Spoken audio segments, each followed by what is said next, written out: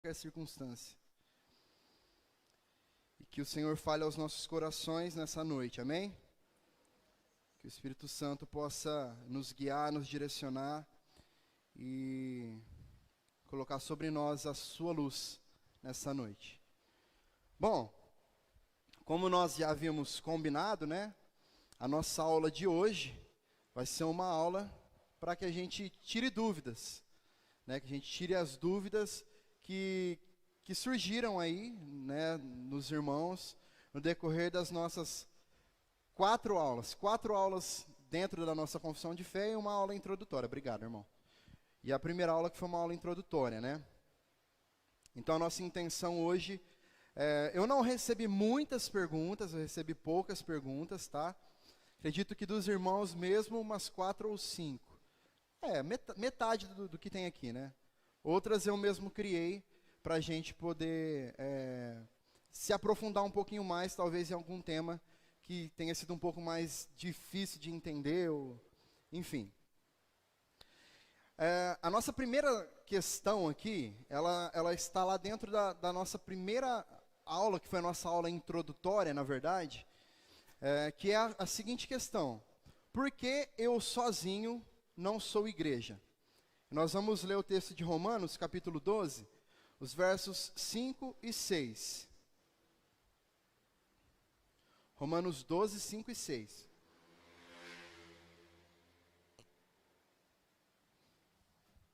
Ô Ivan, se puder pôr a NAA, fazendo favor. Que aí a gente fala a mesma língua.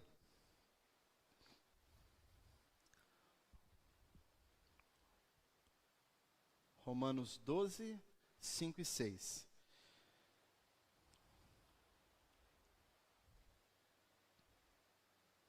Porque assim como num só corpo temos muitos membros, mas nem todos os membros têm a mesma função, assim também nós, embora sejamos muitos, somos um só corpo em Cristo e membros uns dos outros. A ideia que se criou acerca dessa frase de que a igreja sou eu, foi uma ideia que ela cresceu à medida em que a pandemia surgiu. Então a pandemia começou, as igrejas se fecharam, a gente não podia se reunir, né, como igreja, como corpo, ter os nossos cultos aqui, não só aqui, né, mas todas as igrejas. E até numa certa forma de nos motivarmos a nós mesmos, para não deixar a nossa fé talvez esfriar, a gente começou a afirmar que a igreja sou eu, né? Então eu sozinho eu posso ser igreja. E lá na nossa primeira aula a gente falou um pouco sobre isso, sobre essa ser uma ideia não muito correta. E por quê? Dentro da história da igreja, né, desde que a igreja ela começou a ser desenvolvida pelos apóstolos, nunca se incentivou que uma pessoa sozinha fosse considerada como igreja, né? Uma pessoa sozinha, ela não pode se considerar igreja pelo mesmo fato que um membro do nosso corpo sozinho não é considerado um corpo completo, mas apenas um membro do corpo. E o texto de Romanos que nós lemos aqui, no verso 6, diz que embora somos muitos, somos um só corpo em Cristo e membros uns dos outros. Aqui Paulo, ele está expressando aqui, ele está falando com muita clareza que a igreja, ela é um corpo com vários membros, né? O corpo de Cristo é que de fato é a igreja de Cristo. O membro do corpo de Cristo não é a igreja de Cristo.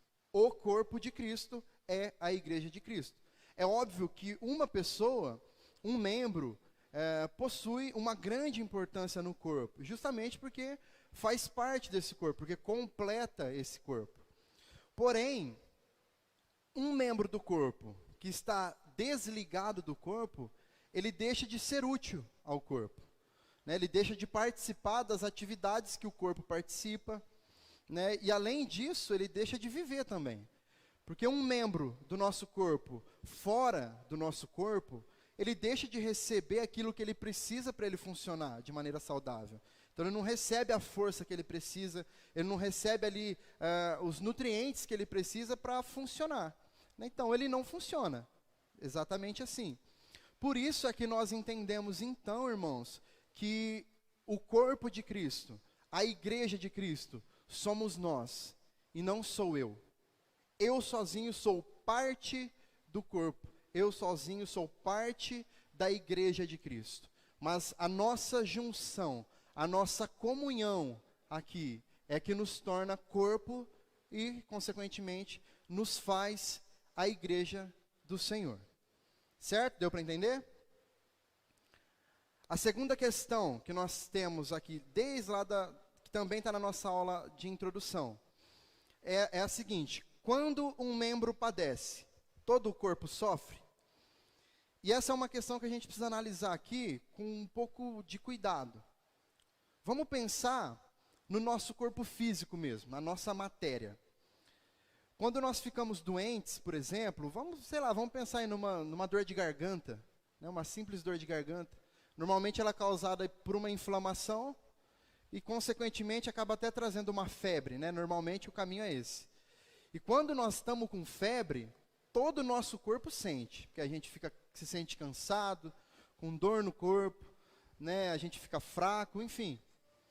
E diante disso, todo o nosso corpo deixa de exercer a sua função de corpo saudável ali, deixa de exercer as suas tarefas do dia a dia comuns, porque todo o corpo está afetado.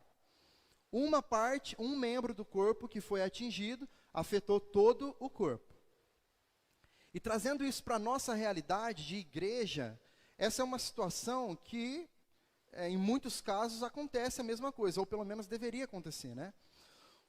Porque um membro que ele é ativo, um membro que ele é útil para o serviço na igreja, quando ele está afastado, quando ele está distante, toda a igreja sente. Toda a igreja, ela sente a falta, e toda a igreja também vai sentir a falta da participação, a falta do serviço deste membro. E, geralmente, quando nós estamos doentes, por exemplo, o que a gente faz? Qual que é a nossa atitude diante da nossa doença? Pelo menos a normal, tá? Então nós vamos ao médico, né? O médico ele vai nos examinar e ele vai dar um diagnóstico ali, né? Depois disso ele vai passar uma receita, um remédio, um tratamento para curar aquilo que está doente em nós. E aí nós seguimos esse processo todo, esse passo a passo, e então, normalmente, nós somos curados, né? E aí o nosso corpo passa a ter a mesma disposição de antes. Dentro da igreja acontece da mesma forma. Quando um membro, quando uma pessoa que faz parte do corpo de Cristo, da igreja de Cristo, ele adoece, né? Ele se afasta, ele deixa de ser parte do corpo, por motivos diversos, né? Nós, como membros do corpo, temos a obrigação de cuidar desse membro que está doente. Nós temos a obrigação de fazer isso. E nós, então, nós buscamos a direção de Deus, né? Nós pedimos para que Ele nos capacite, para que Ele nos ajude, para que Ele nos dê discernimento, sabedoria, para ajudar a tratar desse membro que está doente. É lógico que em alguns casos, irmãos, nós nem sempre seremos capazes, né? Nós como membros, talvez não tenhamos a capacitação necessária, talvez, para tratar com determinadas situações. E é aí que entra o papel dos pastores, dos presbíteros, dos líderes da igreja, porque são aqueles que possuem, de fato, uma capacitação necessária para lidar com esse tipo de situação. Ok? Por outro lado, irmãos, existe também aquela classe de membros que também nós falamos lá na nossa aula introdutória, né? Como nós aprendemos lá, existem algumas partes do corpo que, em alguns casos, por terem sido afetadas por doenças muito graves, já não podem mais ser salvas ou restauradas para voltarem para o corpo, para voltarem a cumprir as suas obrigações dentro do corpo.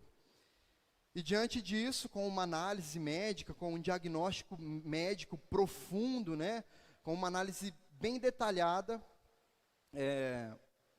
esse membro provavelmente ele vai precisar ser arrancado do nosso corpo. Por quê? Porque ele está fazendo mal para os outros membros. E isso pode até fazer com que leve o nosso corpo todo à morte. Infelizmente, isso eu estou falando do corpo físico nosso, tá? Só que, infelizmente, dentro da igreja de Cristo, né, existem pessoas, existem membros, partes do corpo de Cristo, que foram extremamente afetados pelo pecado, né, que aderiram a uma vida totalmente contrária àquilo que a Bíblia nos ensina a viver, né, de fato, para nós termos uma vida saudável diante do Senhor. E com isso, esse membro, então, ele não consegue mais ser restaurado por nós. Porém, irmãos, esse é um tipo de julgamento que não pode ser feito por qualquer um de nós. Por quê? Um membro do corpo, do nosso corpo, não consegue julgar se outro membro do nosso corpo precisa ser arrancado fora. Então, por quê? Porque nós não temos essa capacidade, nós não temos esse entendimento, né? Então, somente com um diagnóstico muito profundo, muito detalhado, um diagnóstico médico muito preciso, é que essa decisão pode ser tomada. No caso da igreja, quem que são esses médicos capacitados para tomar essas decisões? Novamente, são os pastores, são os presbíteros, e são aqueles que foram separados por Deus para assumir cargos de liderança, de liderar. São decisões que precisam ser tomadas em conjunto, né, diante de muita oração, diante de muita conversa, diante de muito temor a Deus e cuidado. E pensando com um pouco mais de profundidade, além desses médicos que nós estamos nos referindo aqui, existe também um outro tipo de médico, que é um médico especialista, né? Porque normalmente quando você vai fazer uma cirurgia, você é diagnosticado por um médico, e você, normalmente, outro médico, um cirurgião especialista, que vai fazer a cirurgia. Às vezes sim, às vezes não, né? Mas existe um cirurgião que é especialista nisso. E para nós, como igreja, esse cirurgião especialista é o próprio Deus. Por quê? Porque é Ele quem sabe, é Ele quem conhece a raiz e a profundidade do mal. Então, em um conceito mais amplo, o único que pode, de fato, analisar, diagnosticar uma pessoa, né, ao ponto de dizer se essa pessoa pode ser recuperada e ser salva, é o próprio Deus. Assim como o próprio Deus também é o único que pode dizer que essa pessoa não pode ser salva mais, que tamanha profundidade da raiz do mal que habita nela, já apodreceu essa pessoa, esse membro, e então essa pessoa vive sob a condenação. Né? Nós sabemos que nós servimos a um Deus que salva pelo seu amor, mas um Deus que condena pela sua justiça também. Certo? Então, quando um membro padece, nós, como membros desse corpo, precisamos cuidar desse membro. A nossa obrigação é de cuidar. Nós, como membros, não temos a capacidade, a capacitação de arrancar fora outro membro. Né?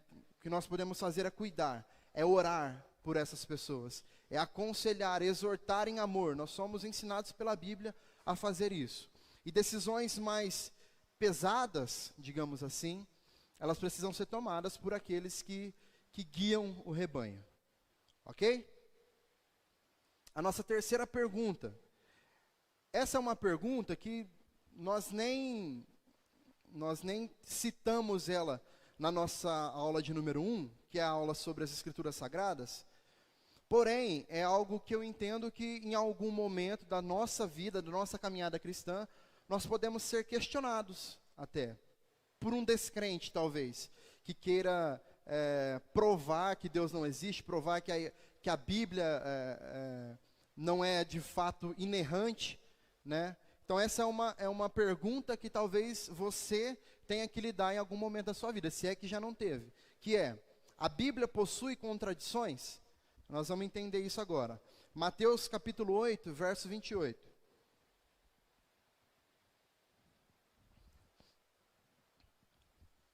Mateus 8, 28, diz assim: Quando Jesus chegou à outra margem, a terra dos Gadarenos, 2 endemoniados foram ao seu encontro, saindo dentre os túmulos. Eles eram tão furiosos que ninguém podia passar por aquele caminho. Agora, lá em Lucas, também no capítulo 8, mas no verso 27, diz assim, ó: logo que Jesus desembarcou, veio da cidade ao seu encontro um homem possuído de demônios, que havia muito não se vestia, nem habitava em casa alguma, porém vivia nos túmulos. Os evangelhos, nós sabemos que os evangelhos, eles são escritos sob óticas diferentes, sobre olhares diferentes, né? São as mesmas histórias, porém escritas por panoramas diferentes, né? De visões diferentes. Aqui nós temos a mesma história sendo contada nesses evangelhos. Porém, em Mateus diz que eram 2 endemoniados, e em Lucas diz que era apenas um. E aí? Qual que está certo? Como que a gente lida com essa contradição? A gente lida sabendo que não é uma contradição, né? A questão a ser resolvida aqui é uma simples questão matemática. Por quê?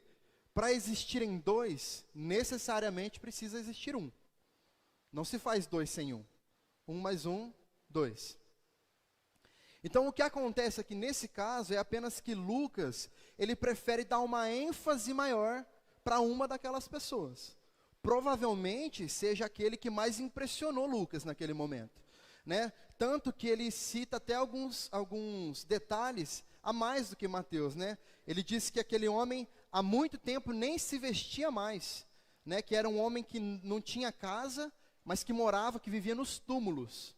Então Lucas, ele dá algumas características mais pesadas, assim, mais claras, né? Por quê? Porque na ótica dele, aquela situação foi a que mais chocou os olhos dele, foi a que mais impressionou ele. Então ele deu ênfase para aquilo. O que Mateus faz é simplesmente completar essa visão de Lucas, mostrando que além desse tinha mais um.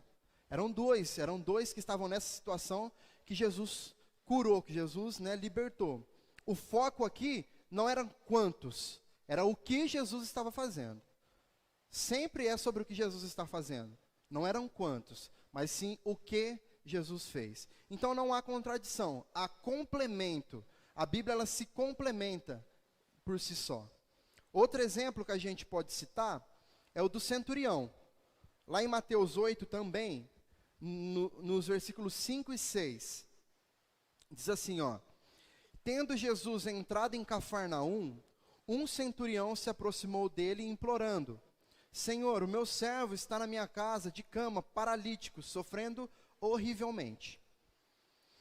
Em Lucas, no capítulo 7, nos versos 3 e 4, diz assim: quando o centurião ouviu falar a respeito de Jesus, enviou-lhe alguns anciãos judeus, pedindo-lhe que viesse curar o seu servo.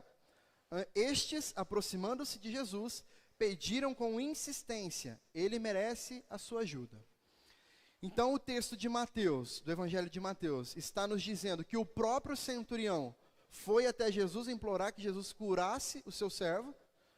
Em Lucas diz que o centurião enviou anciãos judeus até Jesus, para que estes pedissem a Jesus que viessem curar o seu servo. Novamente a gente se encontra aqui com uma provável contradição? Também não. Os 2 textos estão corretos. Os 2 textos estão passando a mesma mensagem, né? A ideia central aqui da história do centurião não é, de fato, aqui expressar quem foi até Jesus, mas, de fato, o que Jesus fez naquela situação, a cura que Jesus realizou. Só que, para sanar essa dúvida, né, para tirar essa dúvida, nós precisamos entender que os 2 textos, eles estão levando a Jesus um pedido do próprio centurião. Então, no mundo antigo, irmãos, quando um servo, ele vai na autoridade do seu senhor, ele vai em nome do seu senhor, ele se torna ali um porta-voz oficial, que transmite um recado, né, uma ordem, ou então um pedido. Na Bíblia toda nós temos muitos e muitos exemplos, por exemplo, de anjos que são enviados por Deus, que falam no nome do próprio Deus. Esses anjos não são Deus, eles representam Deus, mas eles não são Deus. Eles estão trazendo uma mensagem, eles se tornam porta-voz oficial de Deus para trazer a mensagem. E aquela mensagem possui o mesmo peso, o mesmo valor. Não foi assim que aconteceu com Maria? Não foi o próprio Deus que se achegou a ela, foi um anjo que se apresentou em nome do Senhor, trazendo uma mensagem que era direta do Senhor, um porta-voz. Então, nesse caso aqui do centurião, Lucas ele traz um complemento para o texto de Mateus. Por quê? Porque Lucas ele diz que o centurião enviou, né, alguns anciãos judeus para falarem em seu nome. É provável que seja isso que tenha acontecido, né? Só que Mateus ali entendendo justamente esse fato de que quando um senhor envia um servo para falar em seu nome, é a mesma coisa que o próprio Senhor estivesse indo. Então Mateus encurta a história e fala assim, o ancião chegou em Jesus e pediu para que ele curasse, porque realmente foi isso que aconteceu. Seja através de um porta-voz, ou seja, pessoalmente, a ideia era pedir que Jesus agisse, né? E o centro da história do centurião é que Jesus agiu e fez. É isso que nos basta. Então, irmãos, o que fica claro é que a Bíblia, ela é perfeita e ela é completamente inerrante. Um texto explica o outro, um texto completa, um texto comprova o outro. Tem vários textos desse tipo assim na Bíblia. Justamente por isso, porque são panoramas e visões diferentes de uma mesma realidade. Se acontecer uma história e pedirem para eu contar essa história, eu vou contar pela minha perspectiva. E eu vou dar ênfase naquilo que eu achei mais importante na história. Porém, se mandarem o Lucas, por exemplo, contarem a mesma história, ele vai dar ênfase para aquilo que foi mais importante na ótica dele. Mas é a mesma história. Não há mentira, não há mudança, é a mesma história. O importante é que se passe a mensagem central. E a Bíblia, ela sempre faz isso, a Bíblia sempre nos traz isso. Amém? Então a Bíblia, ela é inerrante, não contém erros. Nossa quarta dúvida, ela faz parte da nossa aula de número 2, que nós falamos sobre Deus, Deus Pai. E a pergunta é, Deus já escreveu todos os nossos dias? Se Ele já escreveu todos os nossos dias, já determinou todos os nossos dias, e o tal do livre-arbítrio? Né? Como que a gente aprende a lidar com o livre-arbítrio? Salmo 139, versículo 16, que diz assim, os teus olhos viram a minha substância ainda informe, e no teu livro foram escritos todos os meus dias, cada um deles escrito e determinado, quando nenhum deles ainda existia. Olha só, irmãos, nós fomos criados por um propósito que é muito claro. Nós somos criados para a glória de Deus. Então, o decorrer da nossa vida, o desenrolar ali da nossa vida, da nossa caminhada, será direcionado para que o fim seja de glória ao nome do Senhor. Seja através do amor dele demonstrado na nossa salvação, ou seja na justiça dele demonstrada na condenação. De qualquer forma, o nome dele será glorificado. Então, quando nós lemos aqui, em Salmos, que todos os nossos dias foram escritos e determinados por Deus, não quer dizer que Deus ele tenha escrito as roupas que nós iríamos usar, não quer dizer que Ele escreveu a comida que a gente ia comer, o curso da faculdade que a gente ia escolher fazer. Né? Por quê? Porque essas são escolhas, são ideias e possibilidades meramente humanas. Né?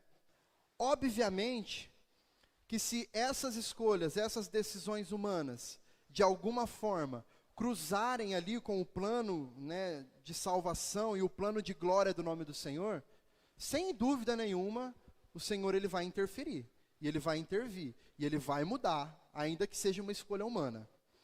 E nós temos exemplos na Bíblia que nos comprova isso. Então, como que fica essa questão do livre-arbítrio? Né, dessa ideia de livre-arbítrio, já que Deus já escreveu todos os nossos dias. E eu gostaria de começar respondendo essa pergunta, fazendo com que você deixe de olhar para a ideia de que exista um livre-arbítrio. Porque o livre-arbítrio, de fato, na sua essência, ele não existe mais. Quem possuiu o livre-arbítrio verdadeiro? Adão e Eva. Eles não eram corrompidos pelo pecado até então, mas escolheram o que era mal. Eles tiveram a possibilidade de escolher de fato entre bem e mal e escolheram o que era mal. Entenda uma coisa, livre-arbítrio, ele traz a ideia de que nós seríamos capazes de escolher entre o que é bom e o que é mal. Certo? Entre aquilo que Deus fez de bom e aquilo que é consequência do pecado. E como nós já falamos por muitas vezes aqui, nós, por nós mesmos, sem Deus, não somos capazes de escolher o que é bom diante de Deus. O nosso coração, o nosso ser, ele tende sempre para o pecado. O nosso coração é um coração pecaminoso. Então nós sempre escolhemos o que é mal diante do Senhor. As escolhas boas, irmãos, que nós fazemos diante de Deus hoje, elas são fruto do agir do Espírito Santo em nós. Né? Ele que nos guia, Ele que nos converte, Ele que nos convence todos os dias da nossa vida de pecado. Sem Ele, sem o agir do Espírito, nós não conseguiríamos reconhecer que somos pecadores. Isso é a regeneração. A regeneração se trata disso, se trata dele nos convencer. Simplesmente arrancar de nós essa natureza totalmente pecaminosa, nos trazendo a possibilidade de enxergarmos a Deus, enxergarmos que somos pecadores. Mas é através do agir do Espírito. Sem esse agir, nós não conseguimos. Tá? Então é justamente por isso que nós somos salvos pela graça. Porque as nossas escolhas próprias jamais nos levariam até a salvação. Se nós dependêssemos de nós, daquilo que nós somos, daquilo que nós fazemos ou temos disposição de fazer para alcançar a salvação, nós não alcançaríamos. Por outro lado, existe aquilo que dentro da teologia nós classificamos como livre agência. O que é a livre agência? São as escolhas que nós fazemos no nosso dia a dia. A roupa que nós vamos usar, a comida que nós vamos comer, se nós vamos ou não à igreja, qual curso que nós vamos fazer na nossa faculdade, com quem nós vamos casar, qual a proposta de emprego que nós vamos escolher, enfim. Todas essas são escolhas que nós fazemos através da nossa livre agência. Tá?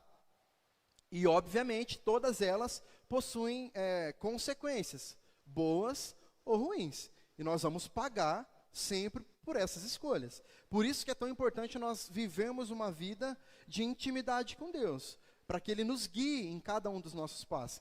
Irmãos, eu não teria dificuldade alguma de ser uma marionete na mão de Deus. Eu ia preferir, porque eu não ia errar. Eu ia seguir o caminho dele sempre. Eu não ia pecar e eu não ia sofrer. Seria muito melhor. Mas não é isso. Deus ele está interessado num relacionamento de verdade com a gente. É por isso que nós continuamos errando. E Ele continua nos ensinando. Então, todas essas são escolhas que nós podemos fazer debaixo da nossa livre agência, né, do nosso agir ali. Então, eu vou dar um exemplo aqui para a gente entender um pouco melhor como que funciona isso. Digamos que Deus, Ele tem um presente para nos dar.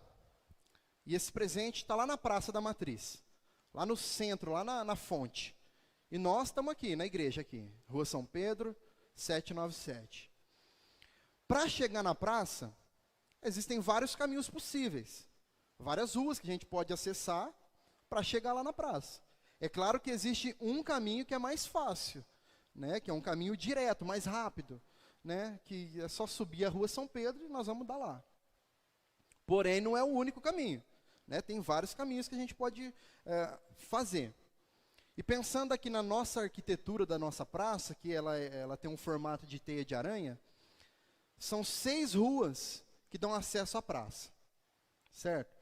Então vamos pensar nessas ruas como sendo Jesus. Essas 6 ruas se chamam Jesus Cristo.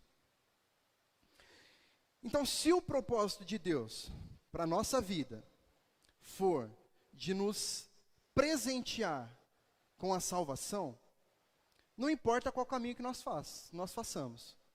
A gente pode fazer todos, vários caminhos diferentes. Os mais longos, os mais trabalhosos. Nós podemos querer pegar atalhos e no meio do caminho acontecer imprevistos que nos atrasem. Nós podemos escolher qualquer um desses caminhos. Porém, se o propósito de Deus for nos presentear com a salvação, em algum momento, nesse caminho, Ele vai enviar alguém para nos mostrar qual é o caminho que nós precisamos ir. Esse alguém, esse guia, se chama Espírito Santo. E o Espírito Santo nos convence do caminho que nós precisamos seguir. E nesse caminho, necessariamente, para conseguirmos conquistar esse presente, nós vamos chegar em uma das 6 ruas chamadas Jesus, que é o único caminho, a verdade e a vida. E que ninguém chega ao Pai, aos presentes que o Pai tem, a não ser por esse caminho. Então, o que nós entendemos com isso? Deus, Ele escreveu e Ele determinou cada um dos nossos dias para que os seus planos e os seus propósitos sejam cumpridos. Pensa aqui, por exemplo, na vida de Faraó.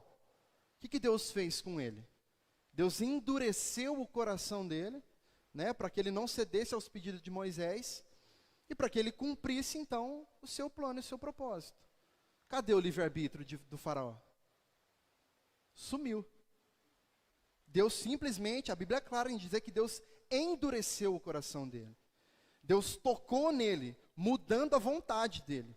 Talvez vendo ali aquele monte de praga, aquele monte de coisa acontecendo, ele tenha ficado com medo e talvez por si só ele ia escolher deixar. Mas Deus endureceu o coração dele. Deus tocou na vontade dele, falou: você não vai agora, porque não é agora, daqui a pouco. Já já você vai. Então, irmãos, absolutamente nada pode frustrar ou mudar os planos de Deus. Ele quem controla o curso de todas as coisas. O curso da história da humanidade, né, para cumprir com a sua própria vontade, para a honra e para a glória do seu próprio nome. Então Deus escreveu sim cada um dos nossos dias, determinou sim cada um dos nossos dias, para que o seu plano e o seu propósito se cumpra. Os planos e os propósitos de Deus são muito maiores e muito melhores do que os nossos. Então nós possuímos sim, né, direito de escolha. De que maneira Deus une a nossa escolha com aquilo que Ele determina? Não tenho a menor ideia. E não é algo que eu me preocupe em saber também. Prefiro crer que estou sendo conduzido pelas mãos do meu Criador. Eu acho que não há nada que nos conforte mais do que simplesmente descansarmos no fato de que estamos sendo guiados pelo Espírito Santo de Deus para um caminho que é o único que é capaz de nos levar à salvação. Amém? A quinta dúvida está na nossa aula número 3, né, que nós falamos sobre Jesus Cristo, sobre o Deus Filho, que é: Jesus foi o primeiro da criação? Colossenses 1, de 15 a 17. Diz assim o texto: Ele é a imagem do Deus invisível, o primogênito de toda a criação. Pois nele foram criadas todas as coisas nos céus e sobre a terra, as visíveis e as invisíveis, sejam tronos, sejam soberanias, quer principados, quer potestades. Tudo foi criado por meio dele e para ele. Ele é antes de todas as coisas. Nele tudo subsiste. Então é comum nós pensarmos no termo primogênito como sendo aquele que vem primeiro. E realmente, esse é um dos entendimentos, é um dos significados do que a palavra primogênito significa. Porém, ela não significa só isso. O termo grego usado para a palavra primogênito é o termo protótokos.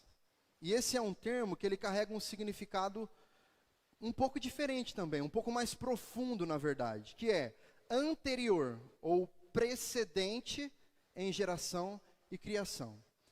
Então, os termos eles precisam ser avaliados, né, os significados, de acordo com o contexto do que aquilo que está sendo dito propõe, certo?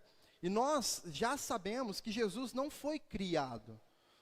Justamente por quê? Porque ele é o próprio Deus, né? É aquele que é, né, desde a eternidade. Ele estava com Deus, ele era Deus no momento da criação, João 1:1, né? Então, ele jamais poderia ter sido criado. E esse significado que nós lemos aqui para a palavra primogênito, né, que é anterior ao precedente, ele se encaixa muito bem com aquilo que Paulo está dizendo aqui, né?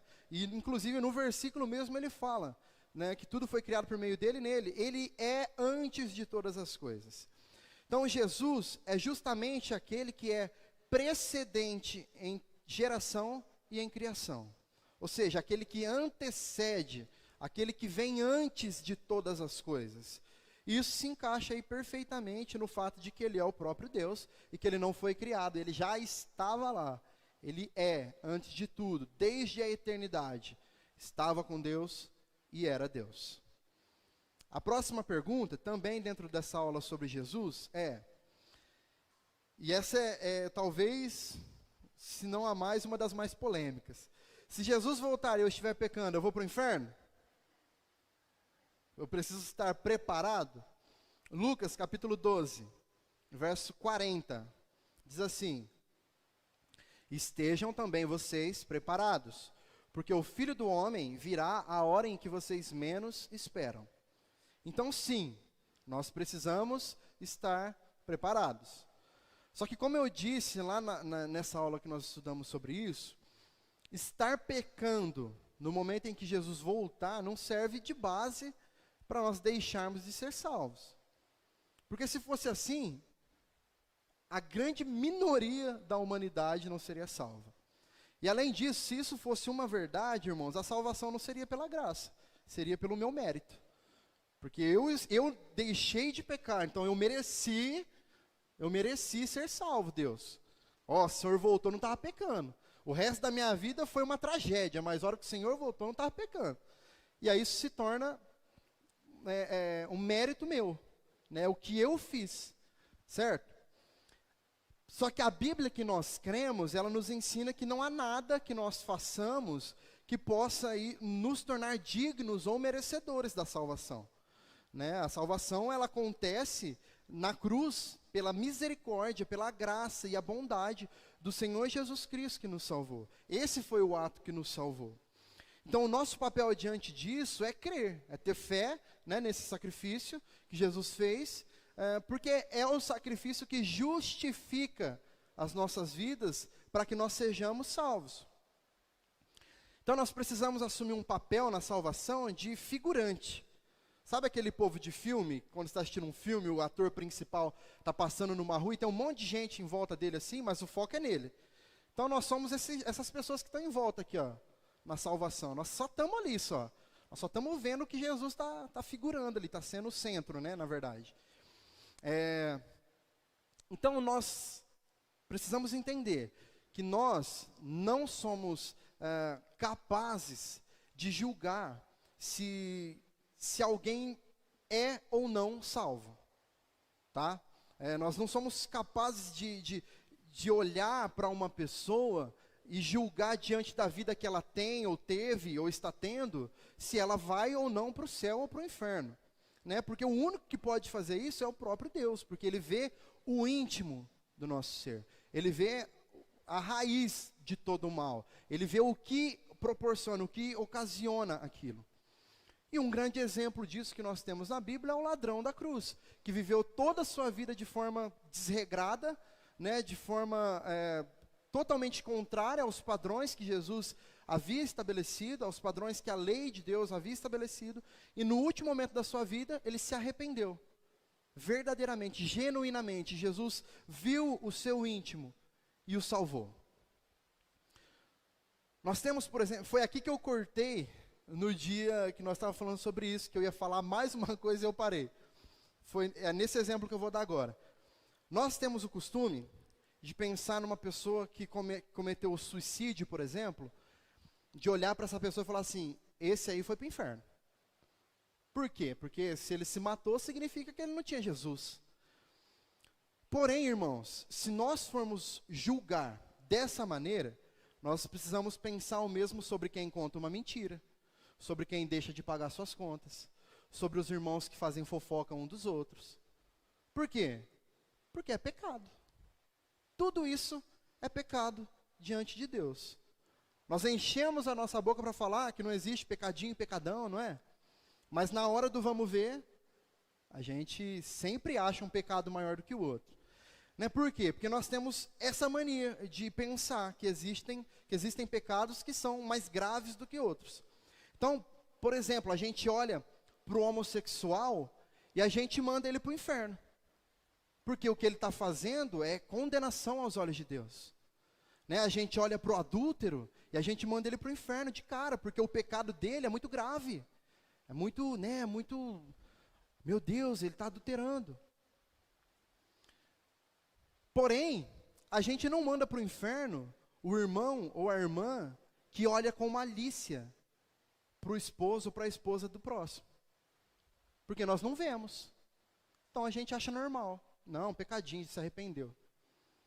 Né? A gente não manda para o inferno o irmão ou a irmã que vive de fofoca pelos cantos, falando mal, deixando de amar, deixando de perdoar. Nós não mandamos para o inferno aquele irmãozinho que não paga ninguém, que tem má fama na praça, que todo mundo olha e fala assim, esse é caloteiro. É pecado, não é? Nós estamos sendo desonestos. Mas nós não mandamos essa pessoa para o inferno. E a Bíblia, irmãos, ela é muito clara ao nos ensinar que o único pecado imperdoável é a blasfêmia contra o Espírito Santo. Em algum momento nós vamos tratar do que é a blasfêmia contra o Espírito Santo também, tá? Porque às vezes a gente pensa que é xingar Deus, né? E não é isso não. A blasfêmia contra o Espírito Santo, ela tem uma raiz mais profunda e a gente precisa ter mais calma em lidar com ela. Esse é o único pecado que a Bíblia faz referência por ser um pecado que não tem perdão, que é imperdoável. É o único. Porém, é por isso que eu volto a frisar, o único que é capaz de enxergar a raiz do mal no nosso coração é o próprio Deus. E somente Ele é quem pode julgar quem será salvo, quem vai deixar de ser salvo. Em nome de Jesus, que fique claro aqui, que eu não estou dizendo aos irmãos que um suicida vai para o céu. Não podemos dizer isso, tá? É pecado, é um erro grave, né? E eu não estou dizendo que uma pessoa que se suicida vai para o céu. Mas eu também não vou dizer que ela vai para o inferno. Porque eu não sou capaz de julgar isso. Deus, sim, é capaz. E eu prefiro me colocar no meu lugarzinho de servo, né, que confia em todas as ações do meu Senhor. Ele é quem comanda. Ele é quem está no controle de tudo. Então, diante disso, irmãos, eu gostaria de deixar um alerta aqui. Por quê? Porque essa ideia que nós estamos tratando aqui, ela pode levar alguém a pensar a seguinte coisa: então eu vou viver minha vida de qualquer jeito, né? Vou aproveitar os prazeres do mundo, vou fazer o que eu quiser, e lá no finzinho da minha vida eu me arrependo, igual o ladrão da cruz fez, e vou para o céu. Só que, se uma pessoa é capaz de pensar uma atrocidade desse tamanho, essa é a prova mais clara possível de que essa pessoa é uma pessoa que nunca foi salva por Jesus. Por quê? Porque quando nós somos salvos por Jesus, realmente, o nosso coração, ele queima, ele arde por obedecer a Ele. Então, se a nossa vida, ela arde, ela queima, ela anseia por obedecer a Cristo, nós não vamos viver a nossa vida de qualquer jeito e no último instante a gente se arrepende. Pode ser que nem dê tempo, né? E pode. Como a Bíblia é clara em nos ensinar, a vida é um sopro. Nós estamos aqui hoje, amanhã podemos não estar. Amém? Vocês não vão sair daqui falando que eu falei que o suicida vai para o céu não, hein? Em nome de Jesus. Vamos deixar Deus julgar, né, quem Ele salva, quem Ele deixa de salvar. A sétima questão e penúltima questão. Jesus já nos curou de todas as enfermidades na cruz? E esse aqui talvez é o segundo mais polêmico. Isaías 53, 4. Certamente Ele tomou sobre si as nossas enfermidades, e as nossas dores levou sobre si. E nós considerávamos como aflito, ferido de Deus e oprimido. Então esse texto aqui ele nos ensina algumas coisas. Como nós vimos lá na aula sobre Jesus, esse é um texto muito usado como uma promessa para o nosso tempo. Né? Porque a Bíblia diz que, né, que Jesus levou as nossas enfermidades, e aí então a gente coloca uma carga sobre as pessoas de que elas precisam apenas crer que elas seriam curadas, né? Porém, né, como nós já tratamos, esse texto aqui, ele não nos dá uma promessa para o nosso dia de hoje. Né? Ele é um texto profético. Então ele descreve duas coisas aqui. Na aula que nós tivemos, eu falei apenas de uma, e hoje eu quero falar de mais uma. A primeira delas é que o texto descreve como seria o sofrimento de Jesus, como eu disse, né? Quando nós lemos que Jesus levou sobre si as nossas dores e as nossas enfermidades, significa que na cruz ele sentiu na pele as enfermidades, as nossas dores, as nossas enfermidades. Ele sentiu todas as dores causadas por essas enfermidades naquele momento. Então, cada açoite, cada pancada, cada prego que perfurou a sua pele, os seus nervos, os seus músculos, toda a dor mental que ele sofreu, né, os danos psicológicos, a humilhação, a zombaria, enfim, tudo isso, né, tudo que existe de mais doloroso, física e psicologicamente, Jesus sentiria no nosso lugar na cruz. Este é o primeiro ponto. E este é um ponto que nos leva a rever as nossas enfermidades, nos colocando no lugar daquilo que Jesus passou e pensando o quanto Ele sofreu por nós, né, e o quanto nós deixamos de viver uma vida para Ele por muito menos. A segunda coisa que essa profecia nos ensina é que ela é uma profecia ainda, que ela ainda vai vigorar, né? Ela fala exatamente sobre uma cura física. Esse texto, ele fala também sobre uma cura física, que nós vamos desfrutar. Porém, é uma cura que ainda nós não podemos desfrutar na sua totalidade. Dentro da teologia, esse é um conceito que ele é definido como já e ainda não. Então, Jesus já conquistou na cruz a possibilidade de nós sermos curados de todas as dores e de todas as enfermidades, porém nós ainda não podemos desfrutar disso na totalidade. Por quê? Porque esse é um bem, né, que só nos será dado no momento em que nós tivermos os nossos corpos glorificados. Ou seja, no momento da nossa salvação, no momento em que Jesus vier nos buscar. Então entenda, qual que foi o maior motivo pelo qual Jesus morreu na cruz? Ele morreu para nos salvar, certo? Então, quando Ele nos salva, Ele nos dá a condição de, no momento certo, entrarmos definitivamente no céu. Só que a Bíblia nos diz também que quando nós entrarmos nos céus, nós teremos os nossos corpos glorificados. Os nossos corpos serão feitos como o corpo de Cristo. Nós teremos a mesma natureza ali, naquele momento, quando Ele buscar a sua igreja, quando nós formos arrebatados, subirmos aos céus, já com corpos glorificados, transformados. E a partir disso, nós não vamos mais sofrer com as dores e as enfermidades provenientes desta vida. Hoje eu até brinquei com a minha mãe sobre isso, né, que eu até brinquei para ela, falei, mãe, quanto mais velho vai ficando, pior vai ficando. Mais vai aparecendo as coisas. E essa é uma ordem lógica da nossa vida. Nós somos criados para isso. Nós temos validade aqui. E graças a Deus por isso. Graças a Deus, porque vai chegar um momento em que nós vamos finalmente poder desfrutar de uma vida plena diante do Senhor. Sem dor, sem enfermidade, sem tristeza, sem angústia. Tudo festa, só alegria. Mas, para este mundo, ainda não. Então, na cruz, Jesus conquistou o direito de nos dar a salvação. E com ela, todos esses benefícios. A salvação, ela nos traz muitos benefícios. Alguns para serem desfrutados aqui, por exemplo, o perdão. Nós desfrutamos do perdão. O perdão é fruto da salvação de Deus. Todos os dias nós desfrutamos disso. Porém, outras coisas, nós só vamos desfrutar na totalidade quando nós entrarmos no céu. Então, nós já estamos salvos? Vai, um sim bem forte. Já estamos salvos? Sim.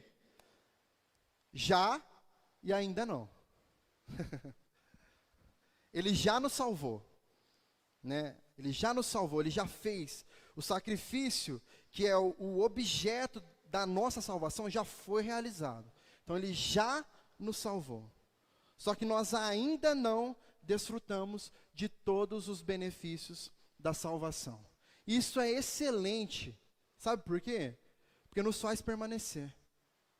Se nós já tivéssemos desfrutado de tudo o que a salvação tem para nos proporcionar, nós já teríamos esquecido de Deus faz tempo.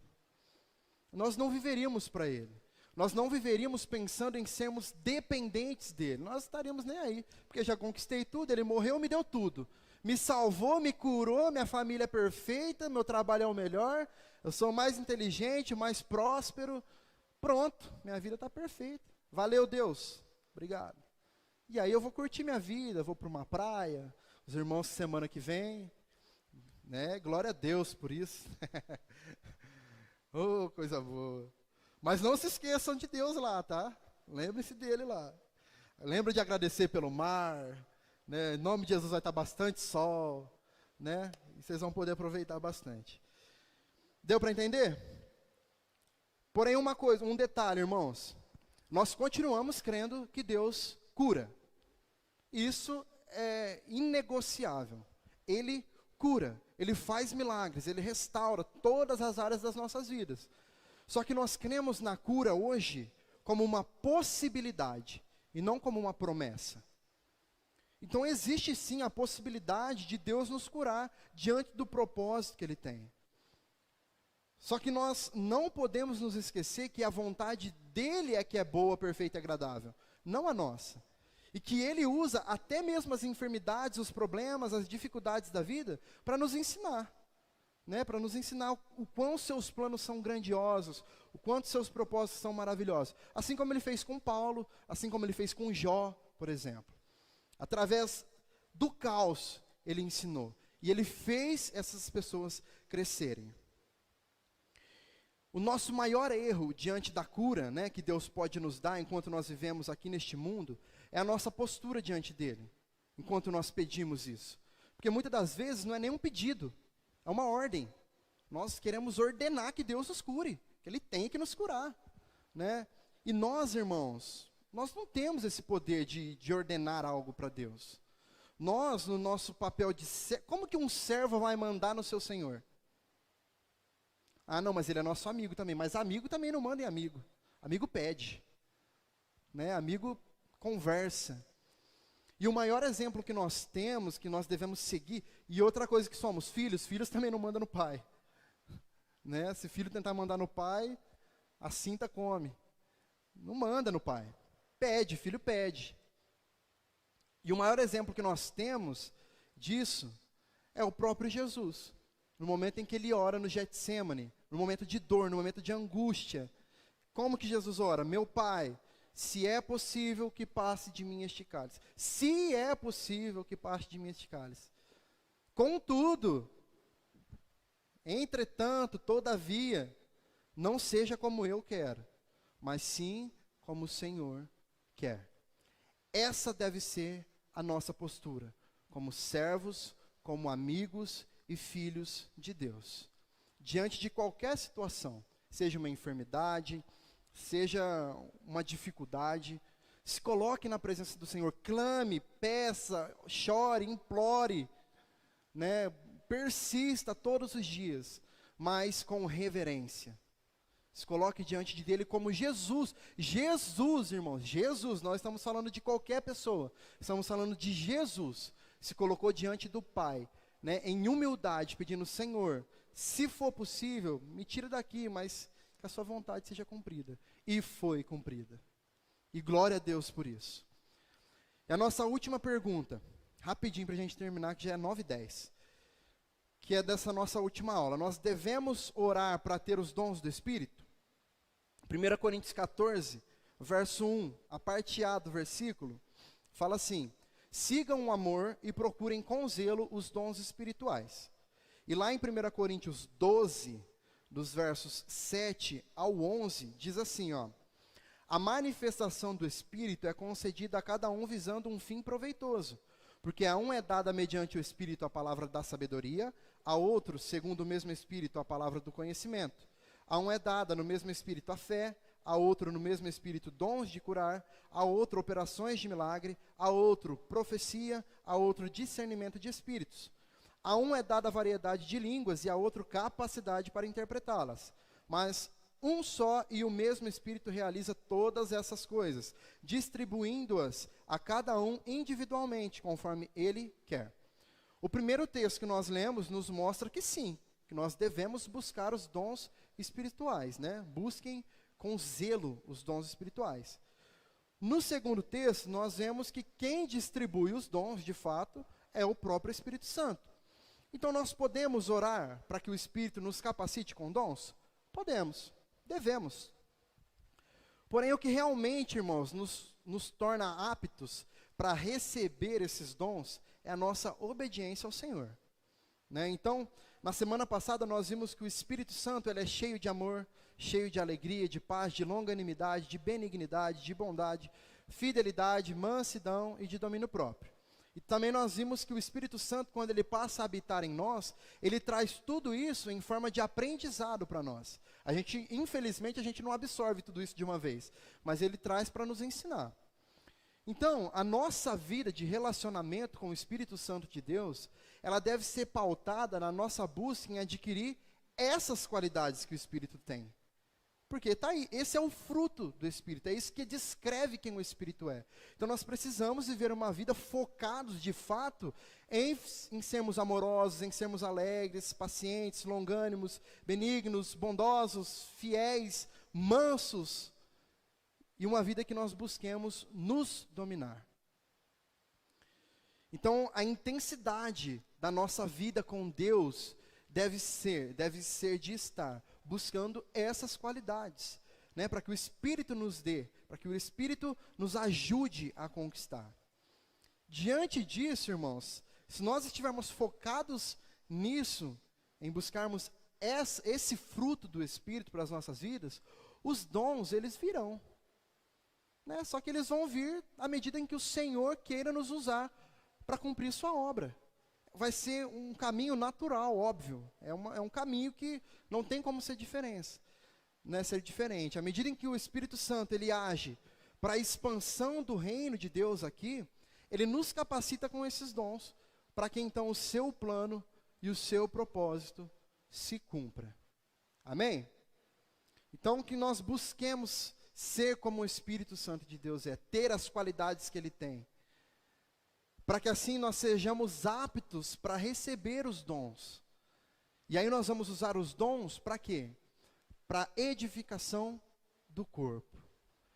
E o corpo vai estar cada vez mais forte, cada vez mais capaz, cada vez mais cheio do fruto do Espírito, cada vez mais cheio dos dons que o Espírito dá, para que nós saiamos e o reino cresça, o reino expanda, né, e o dia do nosso Senhor se aproxime cada vez mais. Amém?